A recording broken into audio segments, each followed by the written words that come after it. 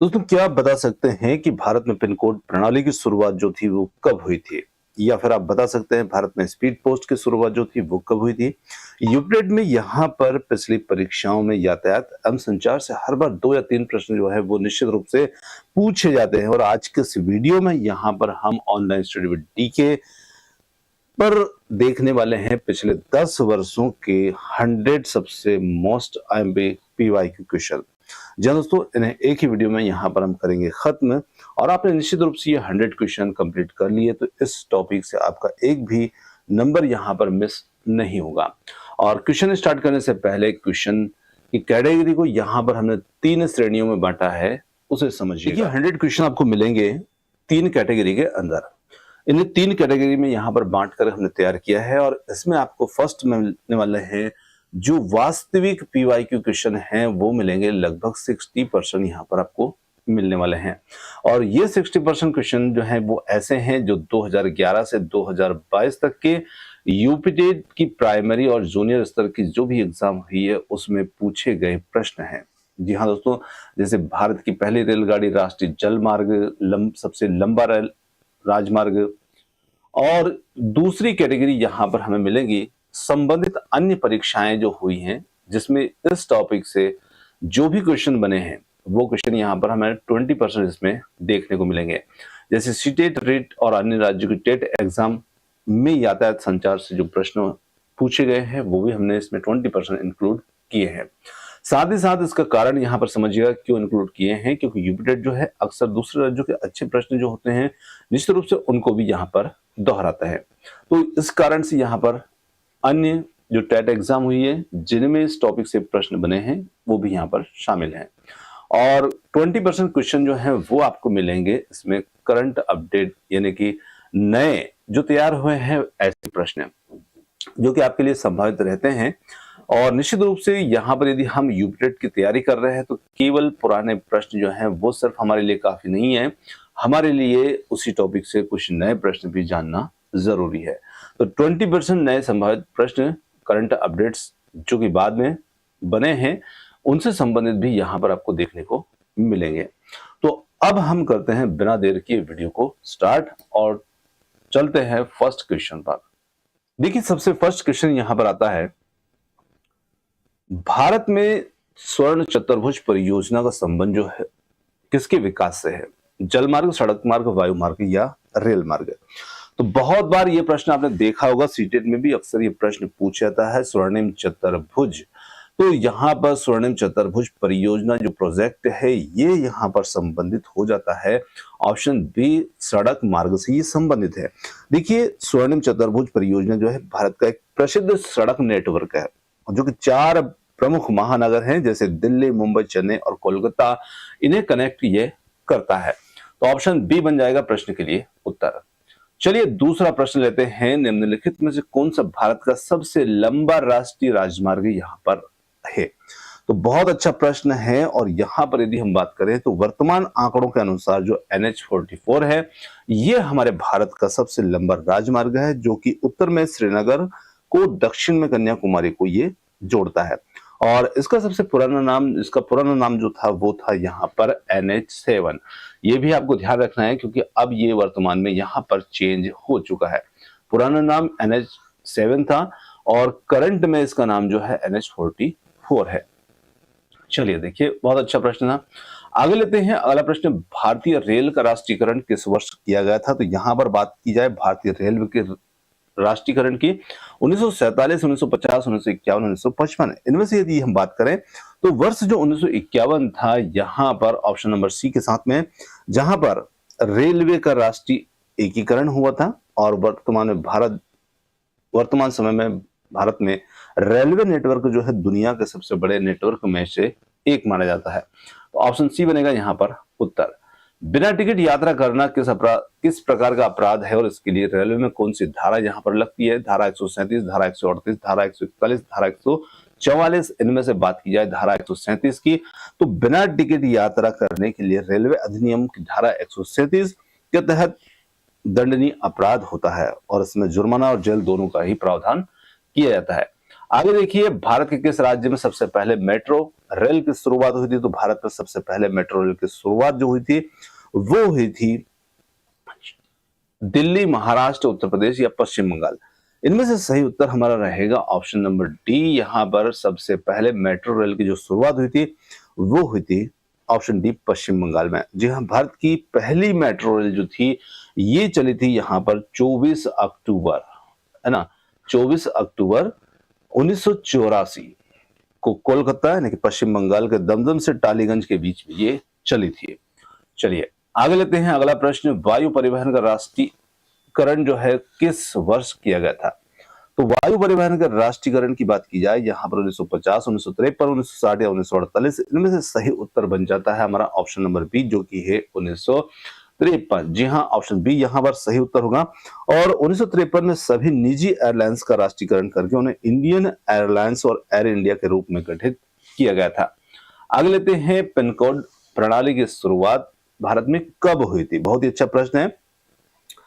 15 अगस्त 1972, 26 जनवरी 1950, 15 अगस्त 1947 या फिर 14 नवंबर 1965। तो यहां पर 15 अगस्त 1972, जी हाँ, फर्स्ट ऑप्शन जो होगा वो यहां पर हमारा उत्तर होगा पिन कोड। और पिन कोड जो है पोस्टल इंडेक्स नंबर जो होता है ये 15 अगस्त 1972 के बाद लागू किया गया है, मतलब लागू किया गया इस तारीख को। आगे लेते हैं यहां पर कांडला बंदरगाह भारत के किस राज्य में स्थित है? महाराष्ट्र, गुजरात, ओडिशा, तमिलनाडु, इनमें से सही उत्तर हो जाता है यहां पर ऑप्शन नंबर बी के साथ में गुजरात। ये कांडला बंदरगाह गुजरात के कच्छ जिले में स्थित है और इसकी यदि पुराने नाम की बात की जाए तो ये है दीनदयाल बंदरगाह। पुराना नाम तो कांडला है पर वर्तमान इसका नया नाम जो है दीनदयाल बंदरगाह रखा गया है। भारत की पहली कारपोरेट ट्रेन का नाम क्या है जो लखनऊ से दिल्ली के बीच में चलती है? तो यहां पर बात की जाए भारत की पहली कारपोरेट ट्रेन की जो लखनऊ से दिल्ली के बीच में चलती है, वंदे भारत एक्सप्रेस, तेजस एक्सप्रेस, गतिमान एक्सप्रेस या राजधानी एक्सप्रेस। तो यहां पर सही उत्तर हमारा रहेगा वो बनेगा ऑप्शन नंबर बी, तेजस एक्सप्रेस। जी हाँ, तेजस एक्सप्रेस जो है ये पहली निजी IRCTC के द्वारा संचालित ट्रेन है जिसे अक्टूबर 2019 में यहां पर शुरू किया गया था। आगे देखते हैं इंटरनेट पर सूचना खोजने के लिए किसका प्रयोग किया था? Email, search engine, modem, database, ये सब हम जानते हैं, बहुत सरल सा प्रश्न है पर अक्सर पूछा गया प्रश्न है। सर्च इंजन का उपयोग हम इसमें करते हैं, है ना। और जैसे गूगल है, बिंग है, याहू है, ये सर्च इंजन है, इनके कुछ उदाहरण है जो इनका उपयोग हम आधुनिक जो संचार है इसमें जानकारी खोजने के लिए इनका उपयोग हम करते हैं। आगे लेते हैं अगला प्रश्न और अगला प्रश्न आता है भारत का वह कौन सा बंदरगाह जिसे ज्वारी बंदरगाह कहा जाता है? तो यहां पर ज्वारी बंदरगाह हम किसे कहेंगे? तो देखिए विशाखापट्टनम, कांडला, चेन्नई, मुंबई, तो इनमें से ऑप्शन जो बी होगा गुजरात का कांडला बंदरगाह एक ज्वारी बंदरगाह है और ये उत्तर भारत की जरूरतों को पूरा करने वाला एक प्रमुख व्यापारिक केंद्र भी है। आगे लेते हैं राष्ट्रीय अंतर्देशीय नौवहन संस्थान जो है ये कहां पर स्थित है? तो यहां पर कोलकाता, पटना, कोच्चि, गोवा, इनमें से सही उत्तर बन जाता है ऑप्शन बी के साथ में पटना। जल परिवहन को बढ़ावा देने और प्रशिक्षण देने के लिए संस्थान बिहार की राजधानी पटना में स्थित है। आगे बढ़ते हैं अगले प्रश्न पर। भारतीय डाक विभाग के द्वारा स्पीड पोस्ट की जो सेवा है उसकी शुरुआत किस वर्ष यहां पर की गई थी? तो यहां पर 1980, 1982, 1986, 1990, तो इसमें सही उत्तर हमारा होगा ऑप्शन नंबर सी, 1986। जी हाँ, संचार को तीव्र करने के उद्देश्य से 1986 में स्पीड पोस्ट जो थी ये सेवा यहां पर शुरू हुई थी और इसने निश्चित रूप से डाक प्रणाली जो थी उसमें क्रांतिकारी बदलाव किया है। प्रधानमंत्री ग्राम सड़क योजना किस प्रसिद्ध व्यक्ति के जन्म दिवस पर शुरू की गई थी? बहुत अच्छा प्रश्न है। और यहां पर बात की जाए महात्मा गांधी, अटल बिहारी वाजपेयी, लाल बहादुर शास्त्री या जवाहरलाल नेहरू, इनमें से सही उत्तर हो जाता है अटल बिहारी वाजपेयी। ये योजना 25 दिसंबर 2000, ये ध्यान रखिएगा, 25 दिसंबर 2000 को पूर्व प्रधानमंत्री अटल बिहारी वाजपेयी के जन्मदिन पर शुरू की गई थी और इसका उद्देश्य था वो गांव को पक्की सड़कों से जोड़ने का था। अगले लेते हैं भारत में सबसे कम लंबाई वाला राष्ट्रीय राजमार्ग कौन सा है? तो यहां पर बात की जाए शॉर्टेस्ट NH की, तो वो यहाँ पर हमारा रहेगा ऑप्शन फर्स्ट NH47A। जी, ये भारत का सबसे छोटा राजमार्ग है और मात्र इसकी जो लंबाई की बात की जाए तो सिर्फ और सिर्फ 6 किलो। तो यहाँ पर ऑप्शन ए इसमें उत्तर है। अगला प्रश्न आता है, उत्तर दक्षिण और पूर्व पश्चिम गलियारे एक दूसरे को किस शहर में काटते हैं? बहुत ही अच्छा प्रश्न है। तो यहां पर बात की जाए ग्वालियर, झांसी, नागपुर, कानपुर, तो यहां पर हो जाता है उत्तर इसके लिए ऑप्शन बी झांसी।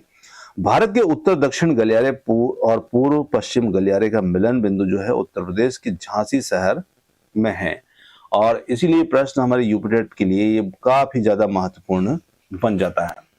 आगे लेते हैं, निम्नलिखित में से कौन सा सूचना प्रौद्योगिकी IT के अंतर्गत संचार का सबसे तीव्र साधन यहां पर माना जाता है? तो email, video conferencing, fax, MMS या फिर कौन सा हमारा उत्तर होगा?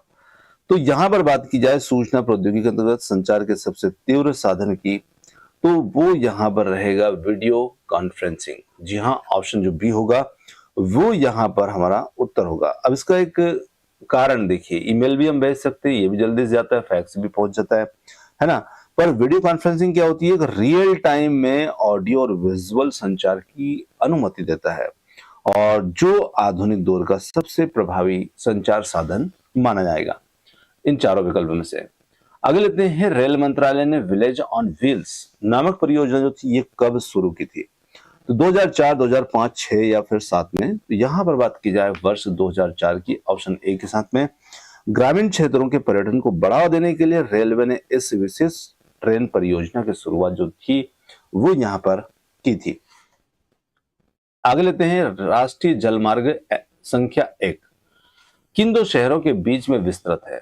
सदिया से धुबरी या कोल्लम से कोट्टुपुरम, प्रयागराज से हल्दिया या काकीनाडा से पांडिचेरी? तो यहां पर सही उत्तर हमारा जो रहेगा वो रहेगा ऑप्शन सी, प्रयागराज से हल्दिया। ऑप्शन सी यहां पर हमारा उत्तर होगा। और ये ध्यान रखना है कि ये हमारे भारत का सबसे लंबा जल मार्ग है ना, सबसे लंबा जल मार्ग भी है जो कि गंगा, भागीरथी, हुगली नदी के तंत्र पर प्रयागराज से हल्दिया तक जाता है। आगे देखिए, भारत की प्रथम महिला रेल मंत्री यहां पर कौन बनी थी? तो भारत की पहले महिला रेल मंत्री सरोजिनी नायडू, ममता बनर्जी, इंदिरा गांधी या फिर सुमित्रा महाजन? तो इसमें सही उत्तर हमारा जो रहेगा वो रहेगा ऑप्शन बी के साथ में ममता बनर्जी। ममता बनर्जी भारत की पहली रेल मंत्री बनी थी और इन्होंने पहली बार 1999 में कार्यभार जो था वो संभाला था। भारत में वायु परिवहन की शुरुआत किन दो शहरों के बीच हुई थी? तो यहां पर आप अपना उत्तर कमेंट्स में जरूर देते रहिए ताकि आपको भी अनुमान रहे कि आप कितना सही यहां पर कर पा रहे हैं। तो भारत में वायु परिवहन के लिए शुरुआत किन दो शहरों के बीच में थी? दिल्ली से मुंबई, इलाहाबाद से नैनी या फिर कोलकाता से दिल्ली या मुंबई से पुणे?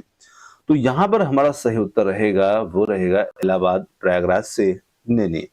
वायु परिवहन की शुरुआत की हम बात की जाए तो ये 1911 में हुई थी जब दुनिया को पहली बार एयरमेल सेवा इलाहाबाद से नैनी के बीच में लगभग 10 किलोमीटर उड़ाई गई थी। आगे लेते हैं, निम्नलिखित में से कौन सा भारत का सबसे बड़ा सार्वजनिक उपक्रम है? PSU है।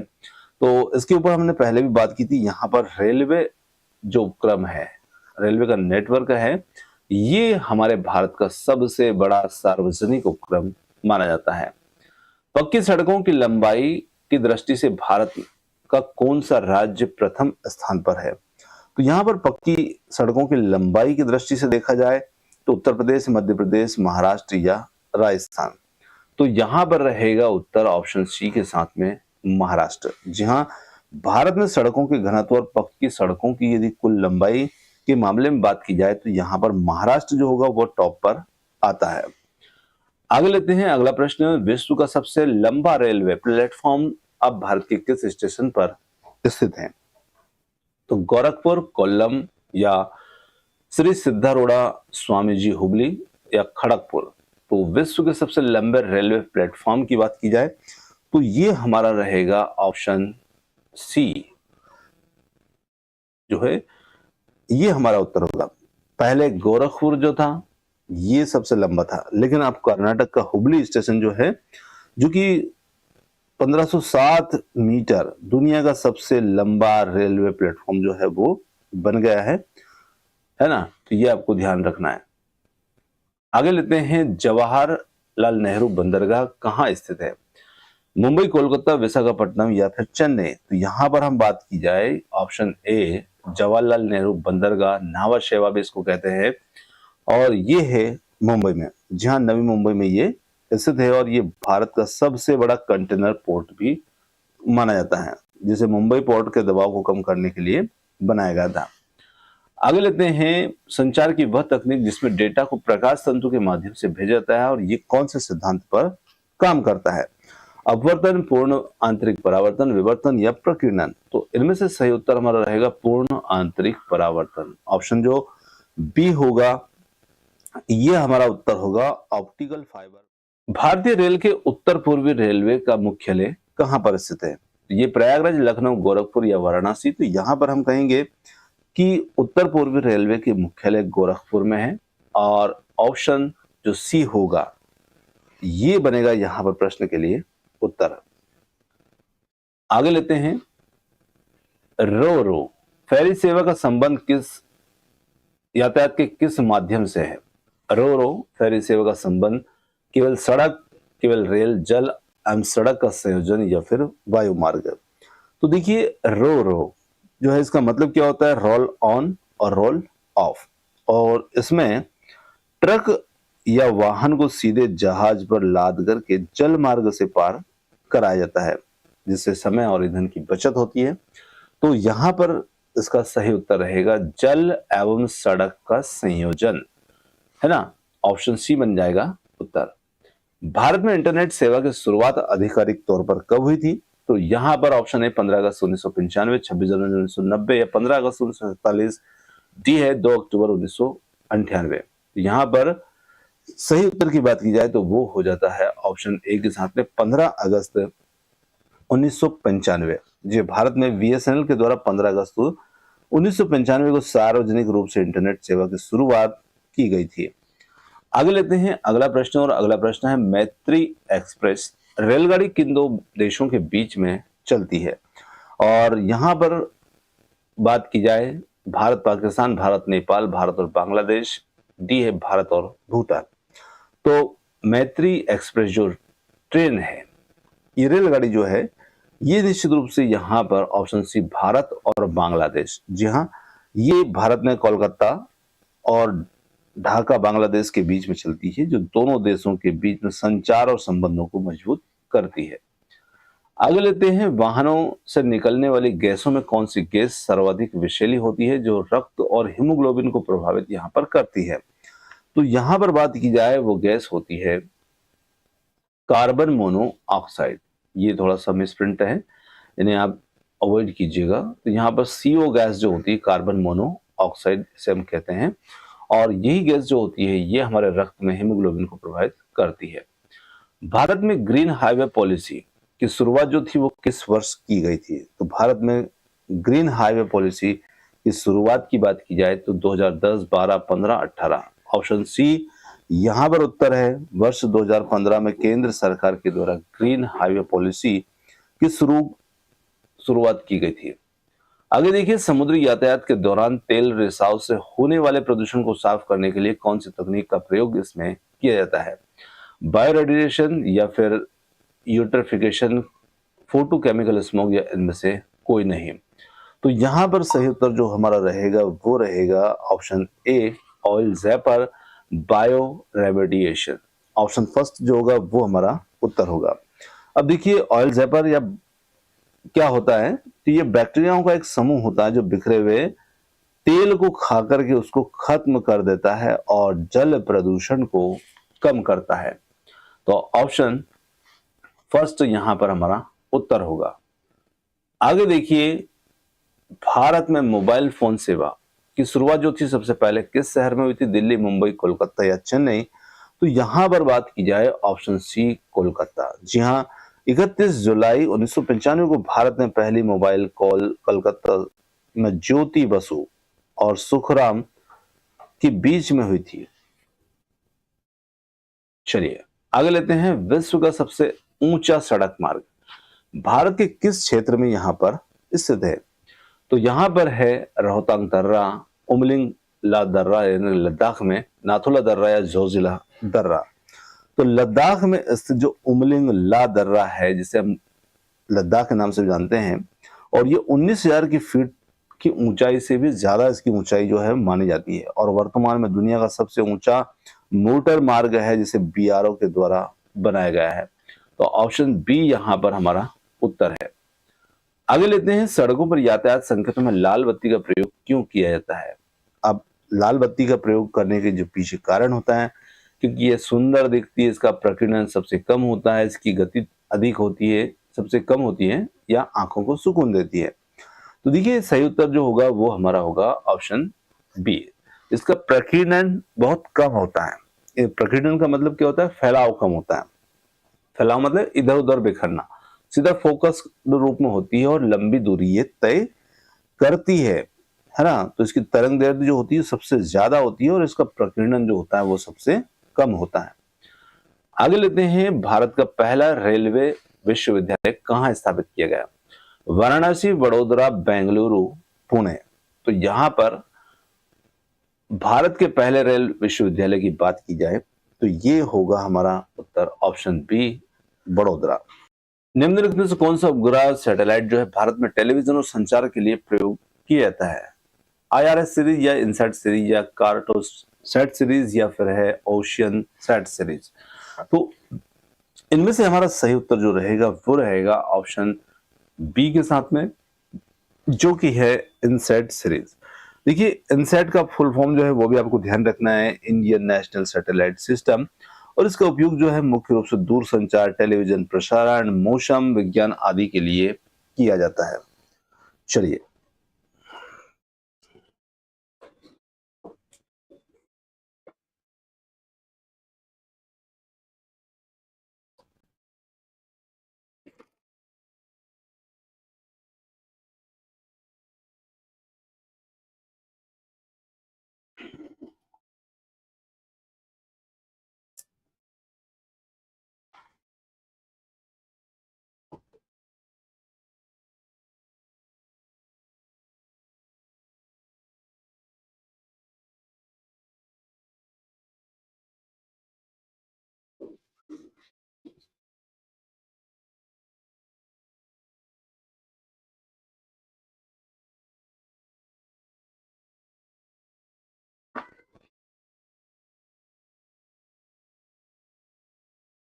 आगे प्रश्न आता है, भारत के किस राज्य में राष्ट्रीय जलमार्ग संख्या 3 जो है स्थित है?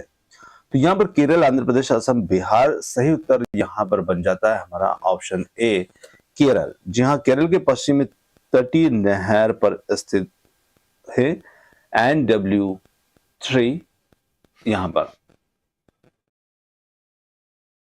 यातायात की भीड़ को कम करने के लिए ऑड इवन योजना भारत के किस केंद्र शासित प्रदेश में सबसे पहले यहाँ पर लागू की गई थी?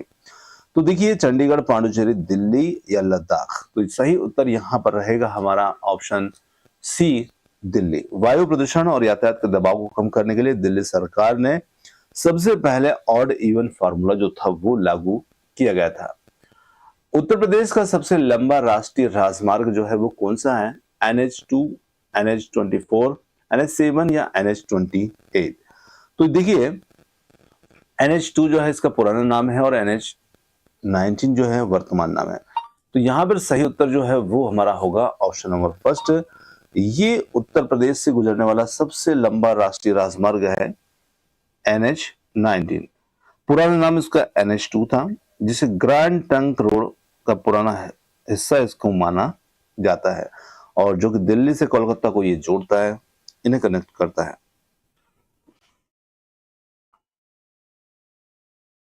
भारत में प्रथम विद्युत रेल किस वर्ष और कहां चलाई गई थी?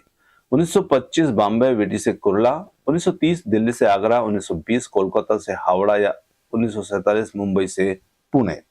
तो भारत में प्रथम विद्युत रेल की बात की जा रही है, बिजली से चलने वाले रेल की बात की जाए तो ये हमारा उत्तर हो जाता है ऑप्शन फर्स्ट, 1925 बॉम्बे विटी से कुर्ला। जी हाँ, ऑप्शन ए यहां पर उत्तर होगा, जो कि 3 फरवरी 1925 को चलाई गई थी। अगले है प्रश्न, निम्नलिखित में से कौन सा हवाई अड्डा पूर्णतः सौर ऊर्जा यानी कि 100% सौर ऊर्जा से ये संचालित होने वाला पहला हवाई अड्डा है? इंदिरा गांधी अंतर्राष्ट्रीय हवाई अड्डा दिल्ली, या कोच्चि अंतर्राष्ट्रीय हवाई अड्डा केरल, केम्पेगौड़ा हवाई अड्डा बेंगलुरु, या फिर चौधरी चरण सिंह हवाई अड्डा लखनऊ? तो यहां पर सही उत्तर हमारा रहेगा, वो रहेगा ऑप्शन बी, कोच्चि अंतर्राष्ट्रीय हवाई अड्डा केरल। और ये दुनिया का पहला ऐसा एयरपोर्ट है जो पूरी तरह सौर ऊर्जा से चलता है। ऑप्शन बी हमारा उत्तर है।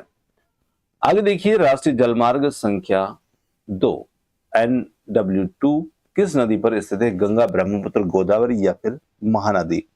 तो यहां पर सही उत्तर होगा ऑप्शन बी, ब्रह्मपुत्र नदी। जी हाँ, ब्रह्मपुत्र नदी पर असम के सदिया से धुबरी तक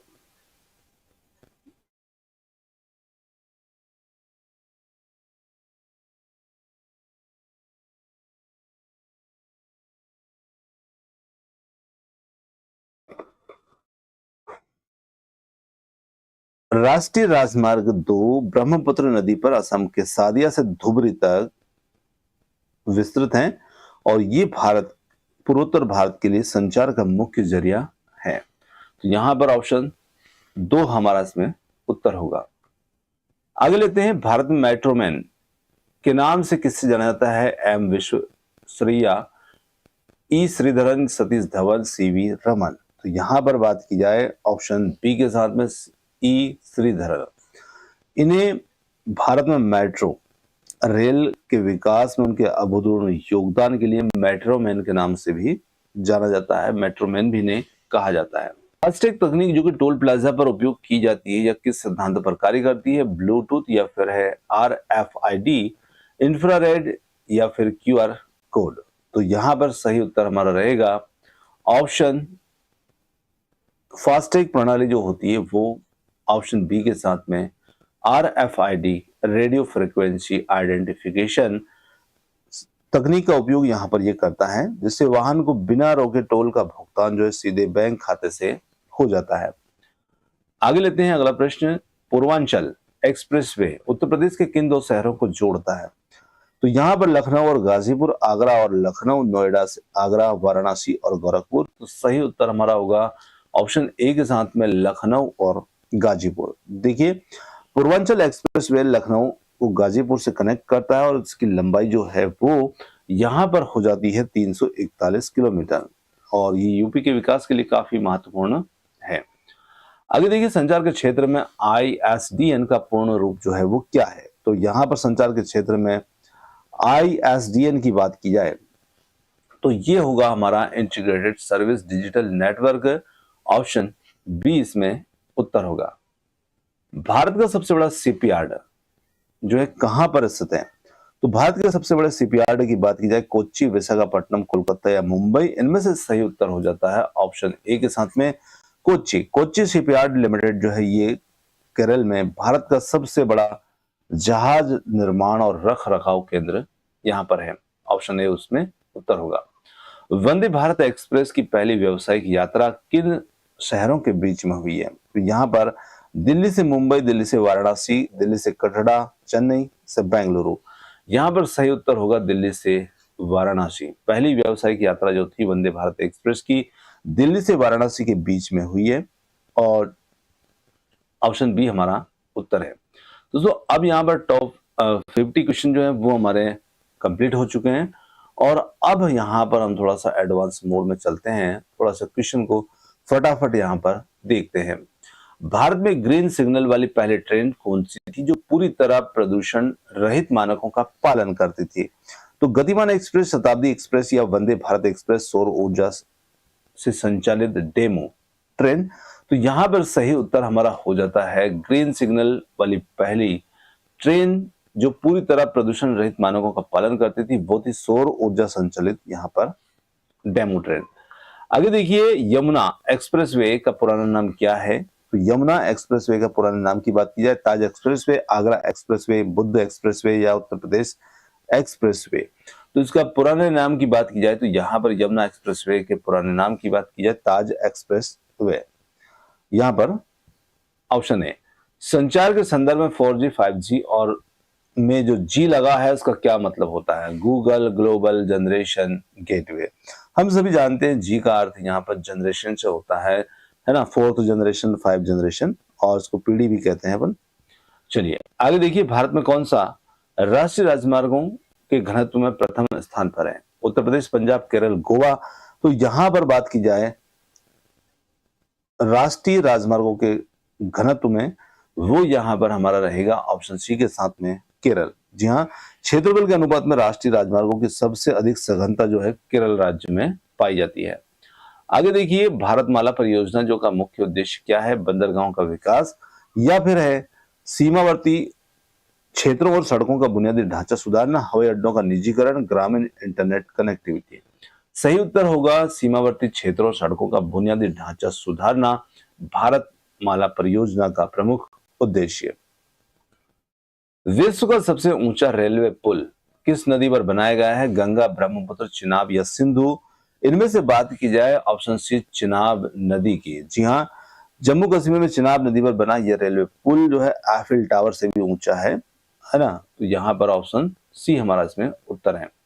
भारत में स्पीड पोस्ट की अधिकतम वजन सीमा कितनी हो सकती है? 20 किलोग्राम, 35 किलोग्राम, 50 किलोग्राम, या इनमें से कोई नहीं। तो यहाँ पर सही उत्तर हमारा रहेगा, वो रहेगा ऑप्शन बी के साथ में 35 किलोग्राम। ये हमारा इसमें उत्तर होगा। निम्नलिखित में से कौन सी संस्था भारत में राष्ट्रीय राजमार्गों के निर्माण और रखरखाव के लिए जिम्मेदार यहाँ पर होती है? तो यहाँ पर सही उत्तर की बात की जाए NHAI या BRO, CPWD, उपरोक्त सभी। तो यहाँ पर हो जाता है ऑप्शन डी के साथ में उपरोक्त सभी। ब्लैक बॉक्स का उपयोग जो है किस यातायात के माध्यम से सुरक्षा और दुर्घटना में जांच के लिए किया जाता है? इससे संबंधित खबर आपने अहमदाबाद में जो प्लेन दुर्घटना हुई थी, तब इस चीज का नाम आपने काफी बार न्यूज में सुना होगा। ब्लैक बॉक्स जो होता है इसका उपयोग हम करते हैं वायु परिवहन में। तो यहाँ पर ऑप्शन सी जो है वो हमारा उत्तर होगा। विमानों में ब्लैक बॉक्स जो होता है ये इसका उपयोग उड़ान के डेटा और बातचीत को रिकॉर्ड करने के लिए किया जाता है, ताकि दुर्घटना के जो कारण है उनका पता चल सके। उत्तर प्रदेश के किस शहर को ग्रैंड ट्रंक रोड नहीं छूती है? कानपुर, प्रयागराज, लखनऊ, वाराणसी। तो यहाँ पर हम कहेंगे ऐतिहासिक GT रोड जो है ये कानपुर, प्रयागराज और वाराणसी से होकर तो गुजरता है, लेकिन लखनऊ शहर से होकर नहीं गुजरता है। तो यहाँ पर ऑप्शन सी जो होगा लखनऊ, ये हमारा यहाँ पर उत्तर होगा। आगे देखिए, भारत में ई पासपोर्ट सेवा किस तकनीक पर आधारित होगी? बायोमेट्रिक, रेडियो फ्रिक्वेंसी आइडेंटिफिकेशन, केवल QR कोड, फेस रिकॉग्निशन या फिंगरप्रिंट लॉक। तो यहाँ पर हम कहेंगे कि जो ई पासपोर्ट सेवा होगी वो यहाँ पर होगी बायोमेट्रिक और रेडियो फ्रीक्वेंसी आइडेंटिफिकेशन RFID तकनीक पर आधारित होगी। ऑप्शन ए बनेगा उत्तर। सड़क सुरक्षा के संदर्भ में ABS का पूर्ण रूप क्या होता है? जो अधिकांश वाहनों में अनिवार्य है। तो यहां पर हम कहेंगे कि जो सड़क सुरक्षा के संदर्भ में ABS का पूर्ण रूप जो होता है वो क्या होता है? तो यहां पर इस प्रश्न के लिए सही उत्तर जो होता है वो होता है एंटी लॉक ब्रेकिंग सिस्टम। जी हाँ, एंटी लॉक ब्रेकिंग सिस्टम यानी कि ABS जो होता है अचानक ब्रेक लगाने पर वाहनों के पहियों को लॉक होने से रोकता है, जिससे वाहन फिसलने से बच जाता है। तो यहाँ पर ऑप्शन बी जो होगा एंटी लॉक ब्रेकिंग सिस्टम, ये इसमें ABS का पूर्ण रूप होगा। उत्तर प्रदेश में एशिया का सबसे बड़ा निर्माणाधीन अंतर्राष्ट्रीय हवाई अड्डा कौन सा है? तो यहाँ पर हम बात करेंगे निर्माणाधीन अंतर्राष्ट्रीय हवाई अड्डे की। तो देखिए यहाँ पर कुशीनगर, नोएडा, अयोध्या या लाल बहादुर शास्त्री, इनमें से जो नोएडा अंतर्राष्ट्रीय हवाई अड्डा है यहाँ पर ये रहेगा इसमें निर्माणाधीन अंतर्राष्ट्रीय हवाई अड्डा। आगे देखिए, सागरमाला परियोजना का मुख्य लक्ष्य क्या है? नदियों को जोड़ना, बंदरगाहों का आधुनिकीकरण और तटीय विकास, हिंद महासागर की सुरक्षा, मत्स्य पालन को बढ़ावा। तो नाम देखिए, सागरमाला परियोजना है ना, सागरमाला प्रोजेक्ट है। तो सागर मतलब होते हैं हमारे जो समुद्र हैं। तो निश्चित रूप से बंदरगाहों का आधुनिकीकरण और तटीय विकास जो है ये है सागरमाला प्रोजेक्ट। तो यहाँ पर ऑप्शन बी जो होगा ये होगा हमारा सही उत्तर। और जो सागरमाला प्रोजेक्ट है, इसका उद्देश्य भारत की जो 7,500 किलोमीटर की तट रेखा का उपयोग करते हुए बंदरगाहों का आधुनिकीकरण करना है। तो ऑप्शन बी हो जाएगा उत्तर। आगे देखिए, भारत की पहली अंडर वाटर मेट्रो किस शहर में शुरू की गई थी? मुंबई, कोच्चि, कोलकाता या चेन्नई? तो यहाँ पर अंडर वाटर जो मेट्रो थी वो कोलकाता में हुगली नदी के नीचे सुरंग बना करके संचालित की गई थी। तो यहाँ पर इस प्रश्न के लिए हमारा सही उत्तर होगा ऑप्शन नंबर सी। चलिए आगे देखिए, सूचना का अधिकार आरटीआई के तहत डाक टिकट का उपयोग किस रूप में किया जा सकता है? तो यहाँ पर केवल पत्र भेजने के लिए, आवेदन शुल्क भुगतान के लिए या सरकारी टैक्स भरने के लिए, पहचान पत्र के रूप में? तो यहाँ पर हम कहेंगे आवेदन शुल्क के भुगतान के लिए। ऑप्शन जो बी होगा वो यहाँ पर हमारा उत्तर होगा। चलिए अगला प्रश्न लेते हैं। हवाई जहाज के टायरों में कौन सी गैस भरी जाती है ताकि वे घर्षण और तापमान को सह सके? Oxygen, hydrogen, nitrogen, helium? तो इनमें से सी विकल्प नाइट्रोजन गैस जो होगा ये हमारा उत्तर होगा। और ये गैस भरने के पीछे कारण जो होता है कि ये गैस सूखी होती, तापमान के साथ फैलती सिकुड़ती नहीं है, जिससे कि आग लगने का खतरा जो होता है वो कम हो जाता है। आगे देखिए, उत्तर प्रदेश के किस शहर में जली, थली और वायु तीनों प्रकार के यातायात का प्रमुख केंद्र है? तो उत्तर प्रदेश के कौन सा वो शहर है? तो यहाँ पर लखनऊ, प्रयागराज, आगरा या फिर कानपुर? तो इनमें से हमारा सही उत्तर जो रहेगा प्रयागराज। जी हाँ, ऑप्शन नंबर बी जो होगा, यहीं पर त्रिवेणी का संगम है, जिसमें वायु, थल और जल तीनों का महत्वपूर्ण संगम केंद्र यहाँ पर है प्रयागराज। आगे देखिए, जीपीआरएस तकनीक का उपयोग मोबाइल संचार में किस कार्य के लिए किया जाता है? तो यहाँ पर जीपीआरएस हमारे सभी के फोन में होता है और उसका उपयोग हम किस तकनीक में करते हैं? केवल वॉइस के लिए, वायरलेस डेटा और इंटरनेट के लिए, सिम कार्ड लॉक करने के लिए, टावर की ऊंचाई मापने के लिए। तो यहाँ पर हम उसका उपयोग जीपीआरएस जो होता है ना, तो इसका फुल फॉर्म जो होता है जीपीआरएस का वो भी ध्यान रखिएगा, जनरल पॉकेट रेडियो सर्विस। और इसका उपयोग होता है मोबाइल नेटवर्क पर पैकेट आधारित डेटा और इंटरनेट चलाने के लिए।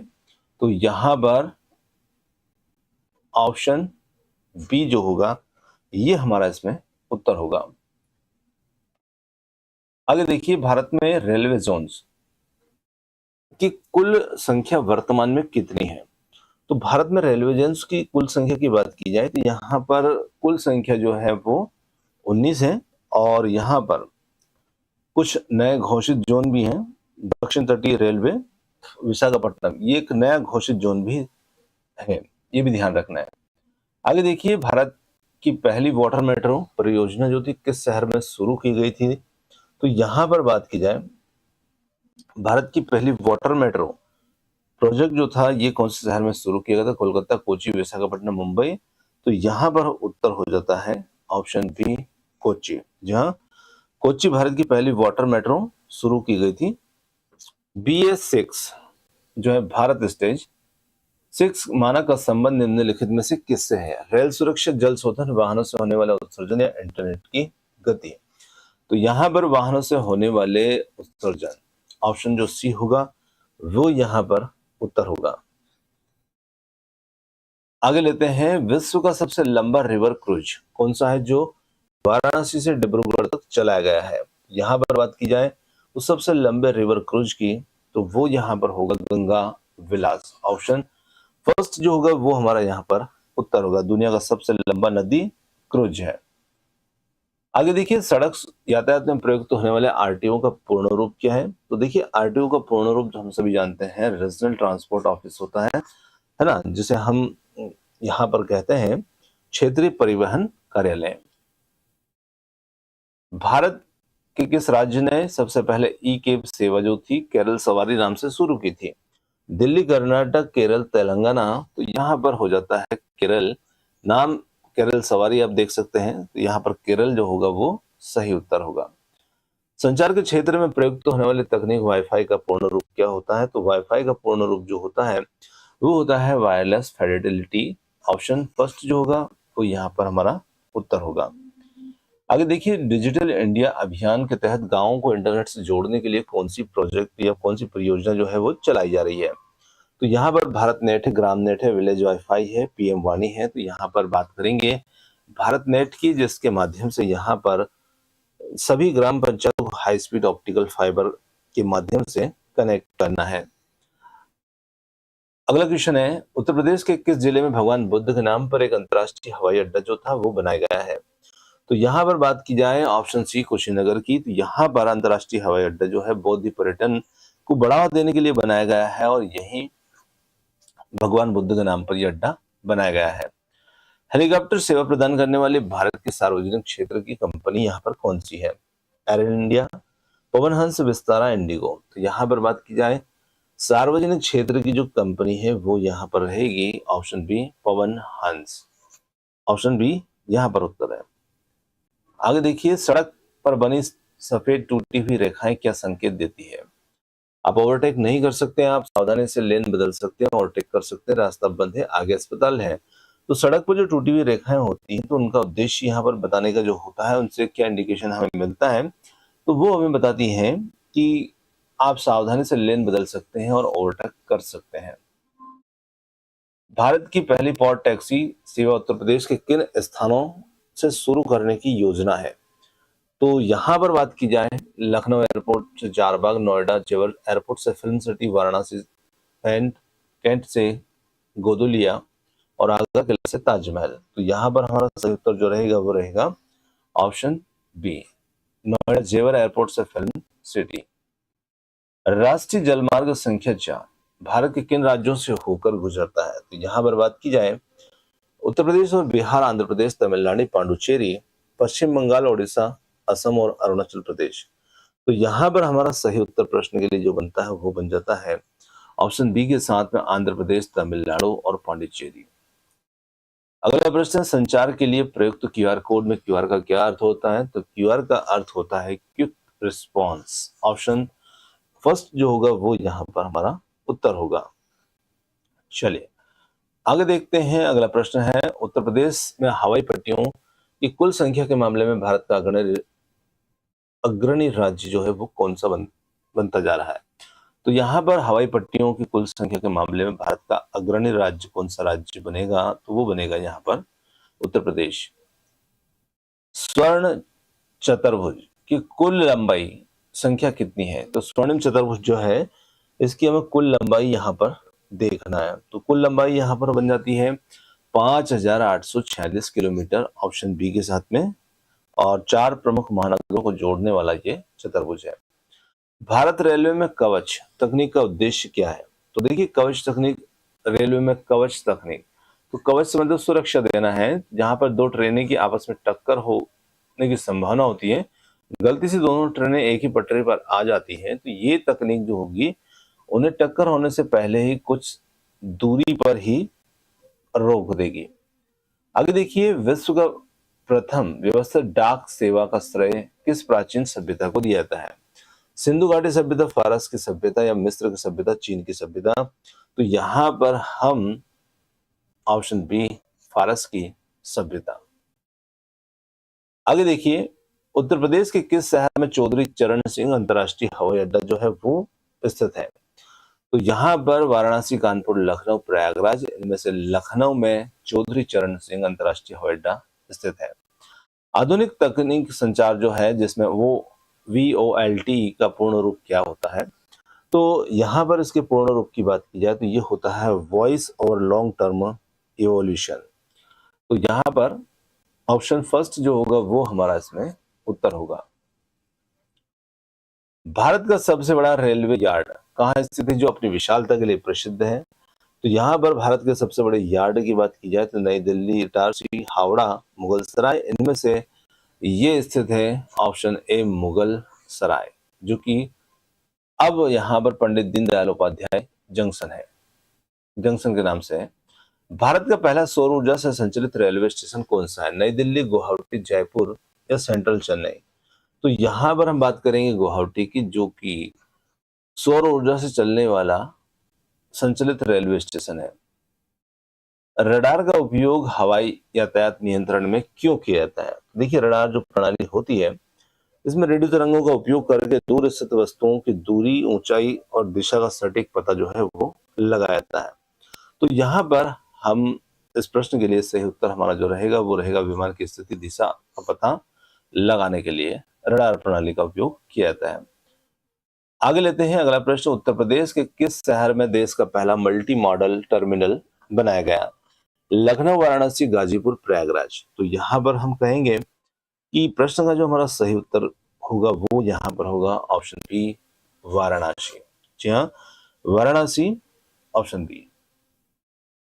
राष्ट्रीय सड़क सुरक्षा सप्ताह प्रतिवर्ष कब मनाया जाता है? तो ये मनाया जाता है 11 से 17 जनवरी को प्रतिवर्ष सड़क सुरक्षा सप्ताह मनाया जाता है। संचार के क्षेत्र में सिम कार्ड का पूर्ण रूप क्या होता है? तो सिम का फुल फॉर्म जो होता है वो होता है सब्सक्राइबर आइडेंटिटी मॉड्यूल। तो ऑप्शन फर्स्ट जो होगा वो यहां पर होगा हमारा उत्तर। गतिमान एक्सप्रेस जो दिल्ली और झांसी के बीच चलती है उसकी अधिकतम गति कितनी है? तो यहाँ पर उसकी अधिकतम गति की बात की जाए तो वो यहाँ पर हो जाती है 160 किलोमीटर प्रति घंटा। Option B. ई कॉमर्स में सामान की डिलीवरी के लिए किस संचार माध्यम का सबसे अधिक उपयोग होता है? तो यहाँ पर ई कॉमर्स में बात की जाए तो radio, television, internet, mobile app, समाचार पत्र। तो ऑप्शन सी, इंटरनेट और मोबाइल ऐप का उपयोग यहाँ पर सबसे ज्यादा होता है। आगे लेते हैं भारत का सबसे लंबा नदी पुल कौन सा है? महात्मा गांधी सेतु, भूपेन हजारिका सेतु, बांद्रा वर्ली सी लिंक या फिर बोगीबिल पुल। तो यहाँ पर उत्तर हो जाता है ऑप्शन बी, भूपेन हजारिका सेतु, ढोला सादिया। सार्वभौमिक सेवा दायित्व निधि का संबंध जो है किस क्षेत्र से है? रेलवे विकास, दूरसंचार विस्तार, सड़क मरम्मत, वायुसेना आधुनिकीकरण। तो यहाँ पर हम कहेंगे कि इसका संबंध जो होता है वो होता है दूरसंचार विस्तार से। ऑप्शन जो बी होगा वो यहाँ पर हमारा उत्तर होगा। यातायात के साधनों में सबसे सस्ता और पर्यावरण के अनुकूल माध्यम कौन सा माना जाएगा? तो इन सभी की तुलना की जाए सड़क, वायु, जल, रेल, तो इसमें जो जल परिवहन है ये सबसे सस्ता और पर्यावरण के अनुकूल माना जाएगा। क्योंकि देखिए भारी सामान को जब लंबी दूरी तक ले जाना है तो जल परिवहन जो होता है वो काफी सस्ता पड़ता है और कम कार्बन उत्सर्जन ये करता है। तो इसलिए ऑप्शन सी होगा हमारा उत्तर। दोस्तों यहाँ पर हमारे जो 100 PI की क्वेश्चन थे वो होते हैं समाप्त। और क्वेश्चन आपको कैसे लगे कमेंट्स करके जरूर बताइएगा। वीडियो पसंद आया तो वीडियो को लाइक, शेयर, चैनल को सब्सक्राइब करना ना भूलिएगा। और इसी प्रकार के वीडियो के लिए मिलते हैं जल्द ही एक और नए वीडियो के साथ। धन्यवाद।